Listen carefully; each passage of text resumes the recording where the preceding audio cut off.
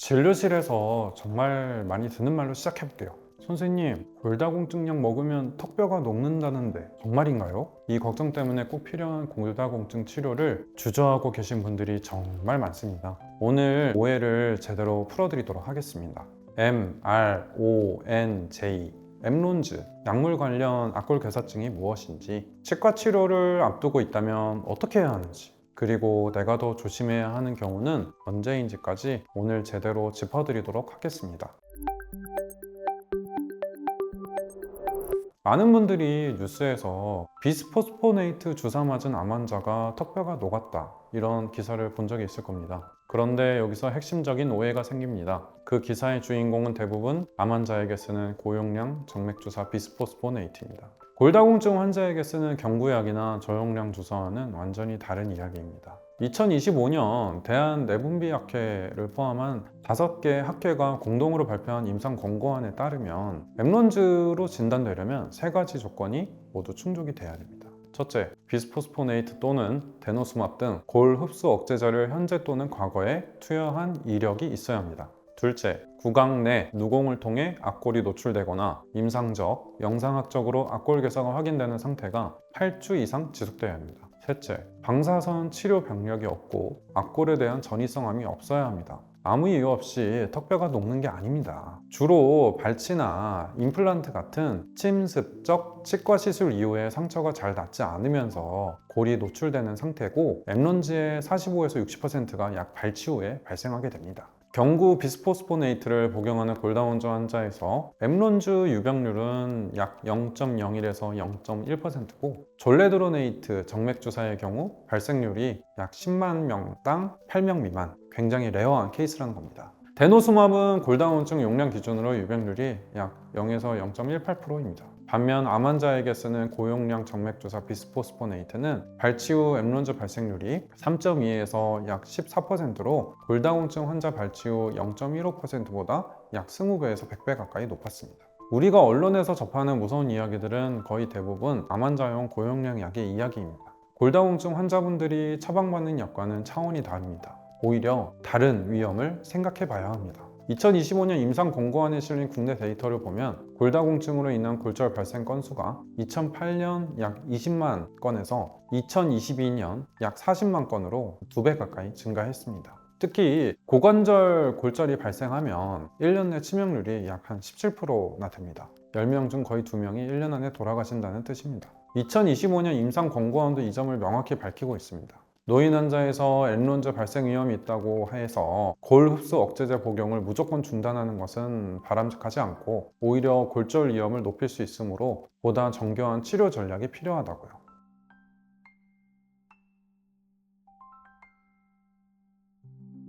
그런데 여기서 한 가지 더 짚고 가야 할 게 있습니다. 같은 골다공증 환자라도 누구는 위험도가 더 높을 수 있거든요. 2025년 임상권고안이 제시하는 주요 위험 인자들입니다.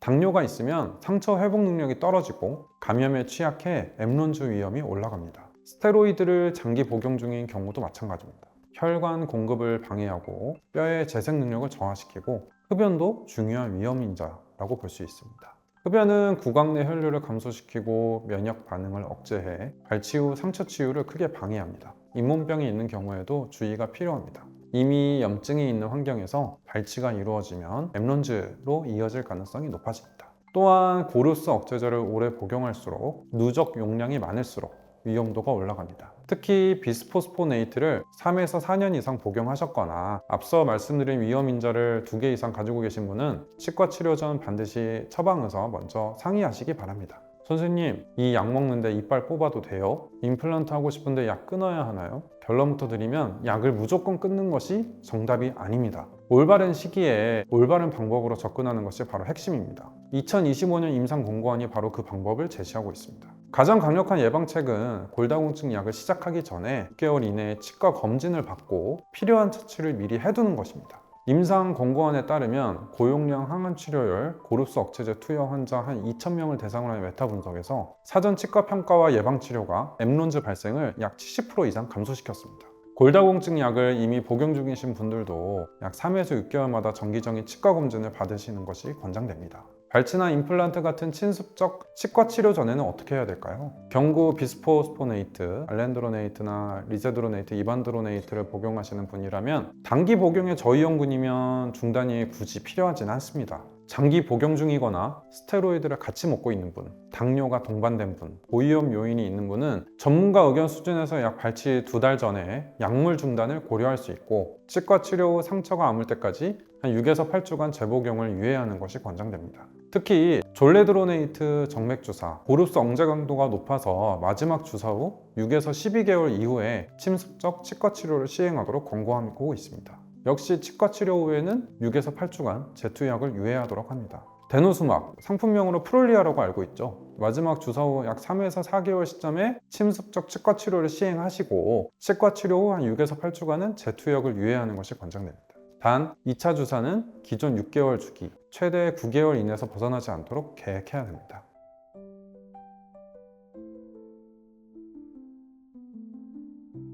여기서 정말로 중요한 이야기를 드려야 됩니다. 데노수맙은 비스포스포네이트와 달리 뼈에 오랫동안 축적되지 않습니다. 중단 후 6개월 이내에 약효가 급격히 소실되면서 골 흡수가 폭발적으로 증가하고, 이때 다발성 척추골절, 영어로는 리바운드 프랙처가 발생할 수 있습니다. 치과 선생님께서 이 약 잠시 끊으세요 하셨을 때 데노수밥을 투여하고 있다면 본인이 임의로 그냥 중단하시면 절대로 안 됩니다.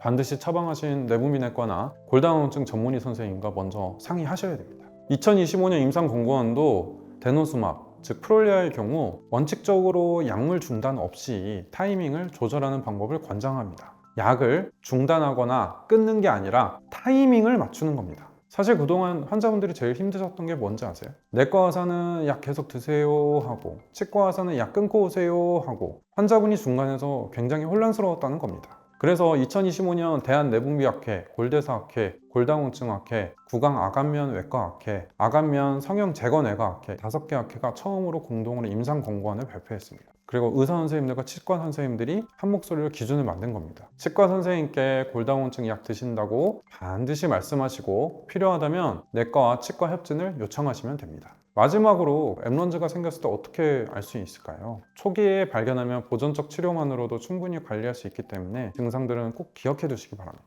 가장 흔한 징후는 발치를 하고 나서 상처가 수주가 지나도 낫지 않는 겁니다. 보통 발치하고 1에서 2주면 잇몸이 아물기 시작하는데, 오히려 통증이 지속되거나 발치 부위가 더 불편하면 주의가 필요합니다. 특히나 잇몸이 부어오르거나 고름이 나오는 경우, 혀로 잇몸을 만졌을 때 딱딱한 뼈 같은 게 만져지는 느낌이 드는 경우도 중요한 신호입니다. 드물게는 아래턱의 감각이 둔해지거나 입 주변이 나타나기도 합니다. 이런 증상이 나타나면 골다공증약을 복용 중이라는 사실을 치과 선생님께 반드시 먼저 알리시고, 필요하면 구강아간면외과 전문의에게 진료를 받으시기 바랍니다. 무섭다고 방치하면 더 진행됩니다. 조기에 발견하고 대처하는 게 가장 중요합니다. 핵심 정리해드리면요. 첫째, 엠론즈는 실제 하는 부작용이지만 골다공증 환자에서의 발생률과 암 환자에서의 발생률은 완전히 다른 이야기입니다. 무서운 기사는 대부분 암 환자 고용량 약의 이야기고요. 둘째, 당뇨, 스테로이드 복용, 흡연, 치주질환이 있으면 위험도가 더 높아지니까 치과 치료 전에는 반드시 담당 의사와 먼저 상의하시기 바랍니다. 셋째, 최선의 예방책은 약 시작하시기 전에 치과 검진을 꼭 받으시는 거고, 침습적 치과 치료 전에는 약제별 가이드라인에 따라 타이밍을 맞추되, 특히 데노수맙, 프롤리아 6개월마다 맞는 골다공증 주사는 절대로 임의로 중단하지 마시기 바랍니다. 넷째, 발치 후 상처가 낫지 않거나 잇몸에서 뼈가 만져지는 느낌이 들면 지체 없이 병원에 오세요. 조기 발견이 곧 치료입니다.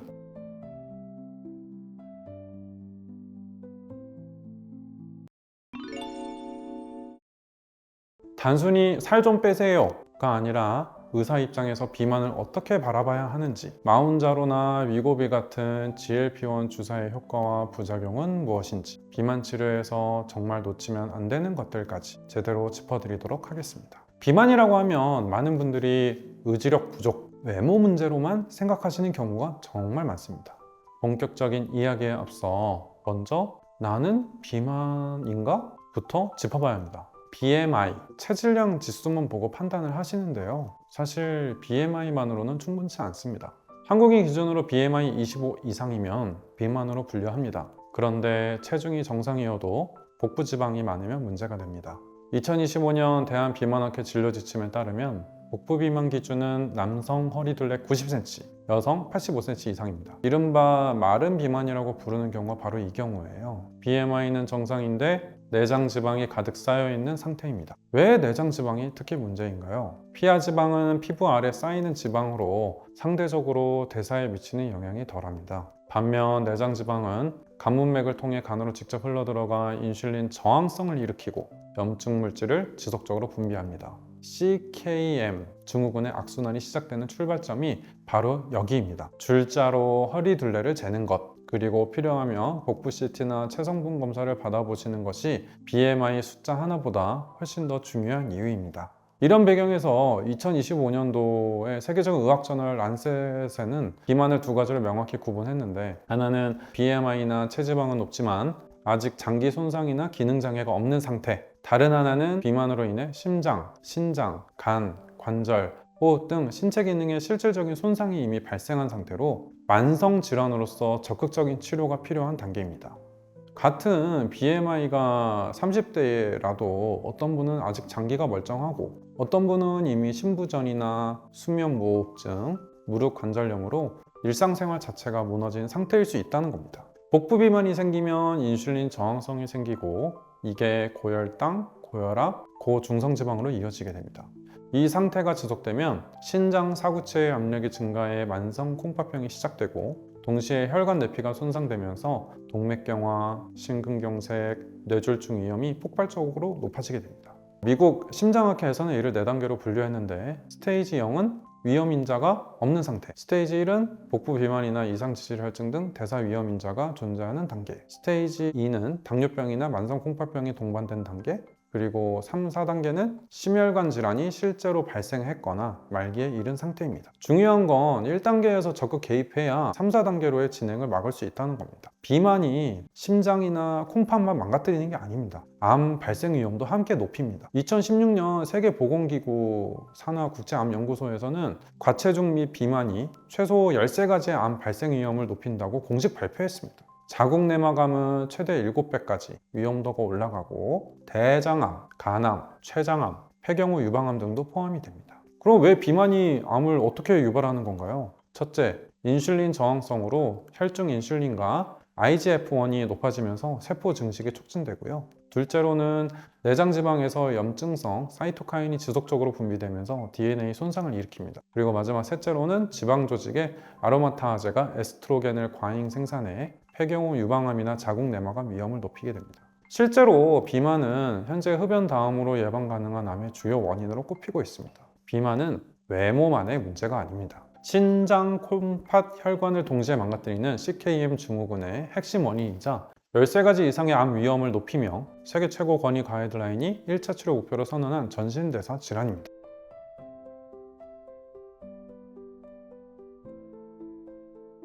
요즘 진료실에서 가장 많이 받는 질문이 뭔지 아세요? 선생님, 마운자로 맞으면 다 해결되는 거 아닌가요?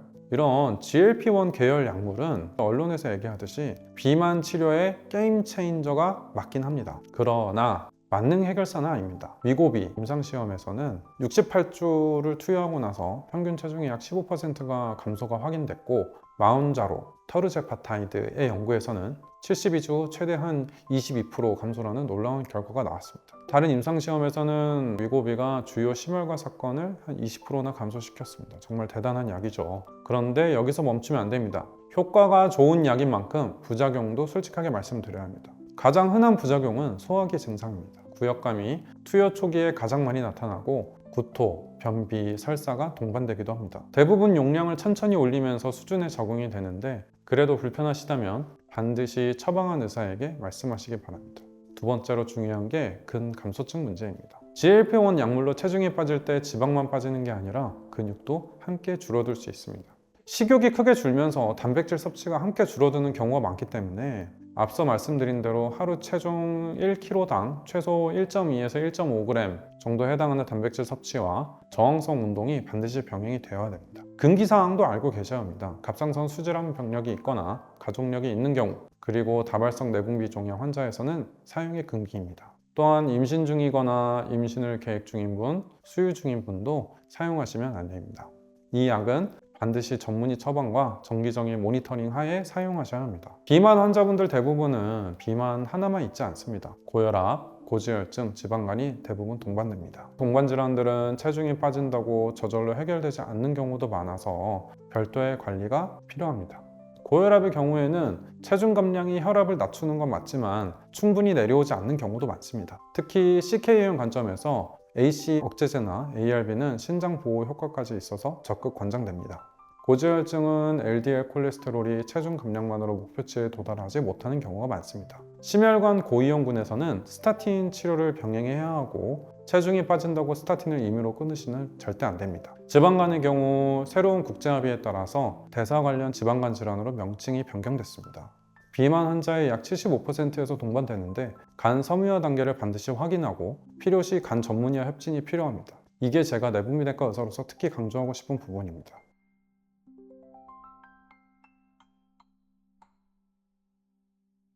열심히 관리하는데도 살이 안 빠진다고 하시는 분들 중에 호르몬 이상이 원인인 경우가 있습니다. 갑상선 기능 저하증이 있으며 기초대사량이 떨어져 쉽게 살이 찌고 피로, 변비, 추위를 많이 타게 됩니다. TSH 수치 하나로 비교적 쉽게 확인 가능하니 비만으로 내원하시는 분께 반드시 체크를 권장하고 있습니다. 또한 쿠싱 증후군은 코르티솔이 과다 분비되는 상태인데 특히 복부와 얼굴에만 살이 찌는 패턴, 피부의 보라색 선조, 근력 저하, 쉽게 멍드는 증상이 동반되면 반드시 의심해야 합니다. 그 외에도 다낭성 난소증후군, 성장호르몬 결핍, 일부 정신과 약물이나 스테로이드로 인한 약물 유발성 비만도 놓치면 안 되는 2차 원인입니다. GLP-1 약물을 중단하면 어떻게 될까요?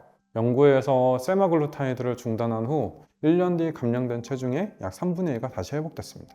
약이 나쁘거나 효과가 떨어진다는 게 아닙니다. 비만이 그만큼 생물학적으로 재발하기 쉬운 만성질환이라는 뜻입니다. 식사, 운동, 행동 치료가 반드시 병행돼야 됩니다. 식사 치료에서는 총 칼로리 제한과 함께 단백질 섭취 유지가 핵심입니다. GLP-1 약물로 식욕이 줄면 자칫 단백질 섭취도 줄어 근감소증이 올 수 있거든요. 운동 치료는 특히 저항성 운동, 근력 운동이 핵심입니다. 유산소 운동은 심혈관 건강에 좋지만 근육량을 유지하려면 주 2에서 3회 이상의 근력 운동이 꼭 필요합니다. 수면 부족은 그렐린을 높이고 렙틴을 낮춰 식욕을 자극합니다. 인지행동 치료 기반 접근이 장기적 체중 유지에 효과적임이 입증되어 있습니다. 핵심을 정리해 보면요. 첫째, 비만은 신장과 체중 이런 숫자만으로 판단하시면 안 됩니다. 허리둘레, 내장지방 이런 것들이 훨씬 더 중요하고 또한 비만은 심장, 콩팥, 대사를 동시에 무너뜨리고 13가지 이상의 암 위험까지 높이는 전신, 만성 질환입니다. 마운자로 위고비는 강력한 치료 도구이지만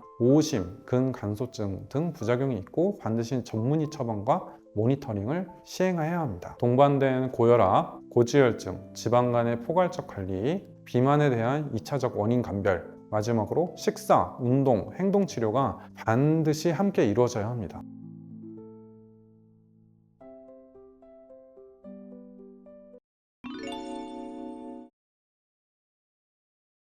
진료실에서 가장 자주 듣는 당뇨병에 대한 오해 4가지가 있습니다. 당뇨약은 혈당만 낮추면 되는 거 아닌가요? 당뇨약은 한 번 먹으면 평생 먹어야 하는 거 아닌가요? 오해를 바로잡기 전에 먼저 왜 당뇨를 제대로 치료해야 하는지부터 짚어보도록 하겠습니다. 첫 번째는 미세혈관 합병증입니다. 눈의 망막혈관이 손상되는 당뇨 망막병증은 성인 실명의 가장 흔한 원인이고 발과 손끝부터 저리고 감각이 사라지는 당뇨 신경병증은 심하면 발 절단으로 이어지게 됩니다. 공파혈관이 망가지는 당뇨 신증은 만성 콩팥편의 가장 흔한 원인으로 말기에 이르면 평생 투석을 받아야 하기도 합니다. 두 번째는 대혈관 합병증으로 당뇨 환자는 그렇지 않은 분보다 심근경색과 뇌졸중 위험이 2에서 4배 정도 높습니다. 그런데 이 합병증들은 대부분 혈당 숫자가 조금 높은 초기에는 증상이 나타나지 않습니다. 이미 증상이 나타났을 때는 상당히 진행된 경우가 많습니다. 오늘 말씀드릴 4가지 오해를 바로잡는 것이 결국 합병증을 막는 일과 직결됩니다.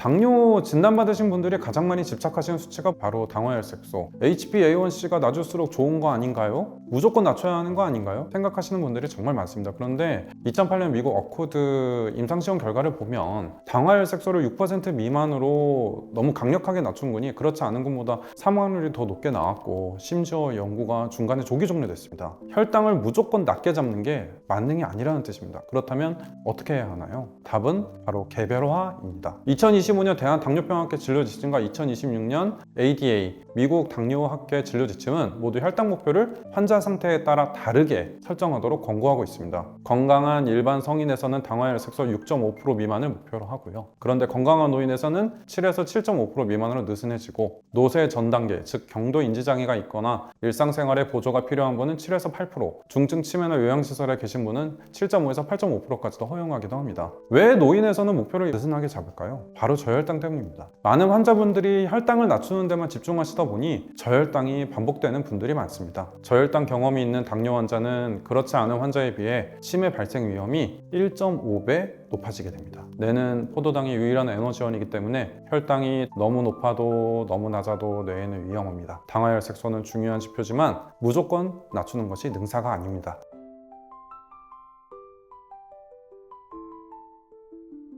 또 다른 질문은 선생님 저는 왜 메트포르민을 안 주시고 다른 약을 주시나요? 그만큼 메트포르민이 당뇨 기본약이라는 인식이 강하게 박혀 있습니다. 그런데 2025년 그 공식이 무려 75년 만에 바뀌었는데요. 메트포르민은 우선 사용하라 라는 권고문이 삭제됐습니다. 메타 분석을 통해 봤더니 메트포르민이 다른 약제들보다 우월하다는 증거가 뚜렷지 않았기 때문입니다. 그렇다고 메트포르민이 나쁜 약이라는 건 아닙니다. 저렴하고 안전하고 좋은 약입니다. 하지만 이제는 환자 개개인의 상황에 따라 처음부터 더 적합한 약을 선택하는 시대가 된 겁니다. 2025년 KDA 진료지침이 제시하는 약물 선택의 핵심 축은 바로 세 가지입니다. 첫 번째, 다음, 다뇨, 체중 감소, 고혈당 증상이 심하거나 인슐린 치료가 불가피한 쇄도부전의 경우에는 인슐린을 쓰는 걸 권장하고, 둘째로 죽상경화성 심혈관 질환, 심부전, 만성 신장 질환이 동반된 경우에는 당화혈색소 수치와 무관하게 SGLT2 이니비터 또는 GLP-1 리셉터 아고니스트 수용체 작용제를 우선 사용하도록 권고하고 있습니다. 그리고 셋째로는 그 외의 경우에 일반적으로는 혈당 강화 효과라든지 체중에 미치는 영향, 저혈당 위험, 그리고 비용 등을 종합적으로 고려해서 환자분한테 어떠한 약이 제일 맞는지 고르는 것이 좋고, 특히나 조기 병역요법으로 빠르게 목표에 도달하도록 하고 있습니다. 이제 당뇨약은 처음부터 환자의 심장이나 신장, 비만 상태를 보고 고르는 것이 맞습니다. 다만 최신 미국 당뇨학회나 대한민국 당뇨학회 진료 지침과 보험 급여 사이에는 약간의 괴리가 있을 수 있고, 그 간격을 최대한 좁히기 위해 많은 분들께서 노력하고 계십니다. 당뇨약은 혈당 낮추는 약이라는 생각 당연한 것 같지만 이것도 이제는 절반만 맞는 이야기입니다. 요즘 정말 많이 쓰이고 있죠. SGLT2 이니비터와 그리고 GLP-1 리셉터 아고니스트 수용체 작용제는 혈당 강화와 별개로 장기를 보호하는 효과가 있습니다. SGLT2 억제제 이야기부터 해볼게요. 그 종류 중에 하나인 다파글리플로진이라고 하죠. 당뇨병이 없는 심부전 환자에서도 심부전 악화와 심혈관 사망을 26%나 줄였습니다. 엠파글리플로진 또한 심부전 환자에서 같은 결과를 보였고요. 이제 이 약은 당뇨약으로 출발했음에도 불구하고 심장내과에서 더 많이 처방하는 약이 됐습니다. 신장 보호 효과에서도 마찬가지입니다. 여러 연구에서 만성 신질환, 환자의 신장 기능 저하, 투석할 확률, 신장 이식 위험을 의미 있게 감소시켰습니다. 당뇨가 없는 신장병 환자에서도 효과가 확인되고, 이는 급여에서도 적용되고 있습니다.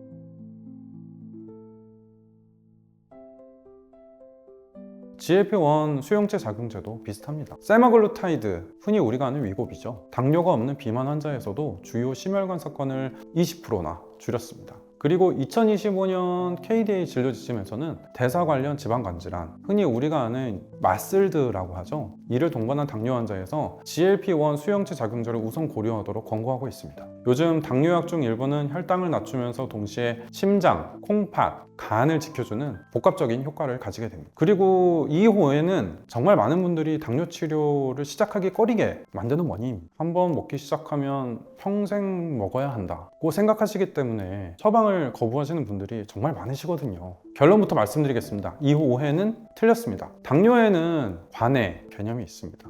2021년 각국 당뇨학회에서 공동으로 합의한 공식 정의에 따르면 당뇨약 복용을 중단한 상태에서 최소 3개월 이상 당화혈색소가 6.5% 미만으로 유지되는 것을 관해라고 합니다. 약 없이도 정상 혈당 수준을 유지하는 상태입니다. 정말 가능한 이야기냐고요? 2018년 유명 학술지에 실린 연구에서 당뇨 환자 약 150명을 대상으로 적극적으로 체중 관리를 했더니 약 절반 정도가 관해를 달성했고, 특히나 15kg 이상 감량한 분들의 관해율이 약 86%에 달했습니다. 2026년 미국 당뇨학회 진료지침에서도 이 내용을 명확히 담고 있습니다. 10% 이상 체중 감량 시 당뇨 관해가 가능하고, 이것이 질병 자체를 바꾸는 효과라고 명시하고 있습니다. 마흔자로 위고비 같은 GLP-1 계열 약물이 바로 이 체중 감량을 도와주는 역할을 하고 있습니다. 물론 모든 분들이 관해를 달성할 수는 없습니다. 당뇨 유병 기간이 길수록 인슐린 분비 능력이 많이 떨어진 경우에는 관해가 좀 어렵다고 볼 수 있습니다. 그러나 진단 초기에 적극적으로 체중을 관리하고 치료에 임한다면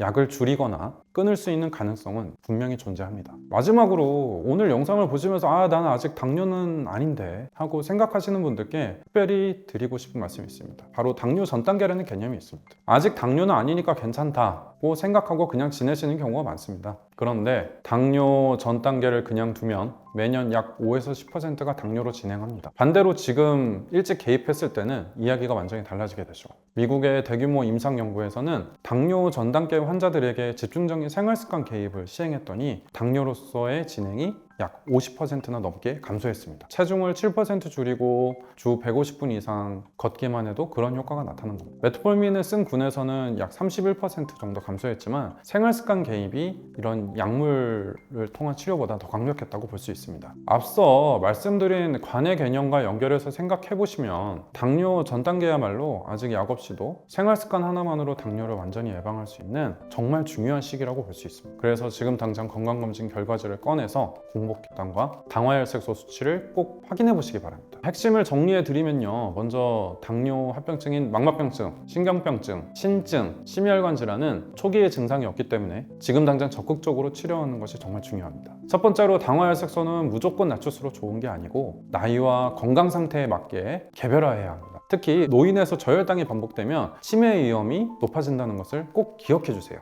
둘째, 메트폴민이 기본약이라는 공식은 2025년 대한당뇨병학회 진료지침에서 75년 만에 바뀌게 되었고요. 셋째, SGLT2 억제제와 GLP-1 수용체 작용제는 혈당과 무관하게 심장, 신장, 간을 보호하게 됩니다. 넷째, 당뇨약은 평생 먹어야 하는 것이 아닙니다. 관해 가능합니다. 특히 진단 초기, 적극적인 체중 관리와 치료가 그 관건입니다. 그리고 아직 당뇨 전 단계에 계신 분이라면 지금이 생활습관 개입으로 당뇨를 완전히 예방할 수 있는 가장 좋은 기회입니다.